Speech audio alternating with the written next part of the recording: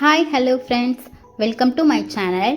ஜூஸியான சூப்பரான சிக்கன் 65 வீட்டில் இருக்கிற மசாலாலாம் வச்சு எப்படி பண்ணலான்னு பார்க்கலாம். வாங்க வீடியோக்குள்ளே போகலாம்.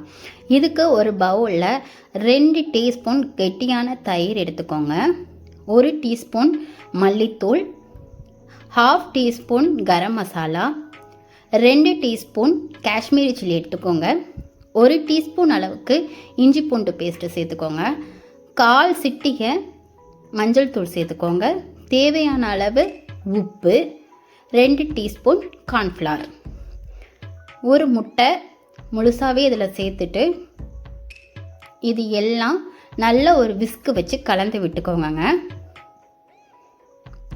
இந்த அளவுக்கு கலந்ததுக்கப்புறம் கொஞ்சமாக கருவேப்பிலையும் இதோட சேர்த்துக்கிட்டிங்கன்னா அதோட வாசனை சூப்பராக இருக்குங்க. அதனால தான் நான் ஒரு 1/2 kg போன்லெஸ் சிக்கன் எடுத்து மஞ்சத்தூள் போட்டு நல்லா கழுகி வச்சுருக்கேன். ஸோ அது இதோட சேர்த்துக்கலாம். சிக்கனில் நல்லா கோட் ஆகிற வரைக்கும் கலந்து விட்டுக்கோங்க. கடையில் வாங்குகிற 65 மசாலா விட ஒரு தடவை இந்த மாதிரி நீங்கள் செஞ்சு பாருங்கள், நிஜமாகவே ரொம்ப டேஸ்ட்டாக இருக்குங்க. ஸோ இதை இப்போ நான் ஒரு கண்டெய்னரில் சேஞ்ச் பண்ணிக்கிறேங்க.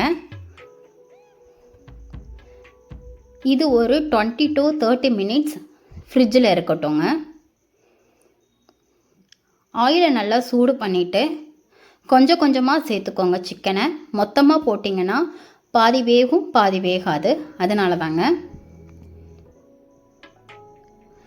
கொஞ்சம் கொஞ்சமாக போட்டு சிக்கனை நல்லா வேக வச்சுக்கலாம்.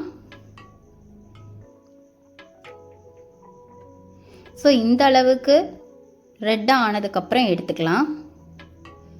இதில் எந்த விதமான கலர்ஸ் நம்ம ஆட் பண்ணல, ஒன்லி காரத்துக்காக காஷ்மீரி சில்லி, கலருக்காகவும் காஷ்மீரி சில்லி பவுடர் மட்டும்தான் நம்ம யூஸ் பண்ணியிருக்கோம்.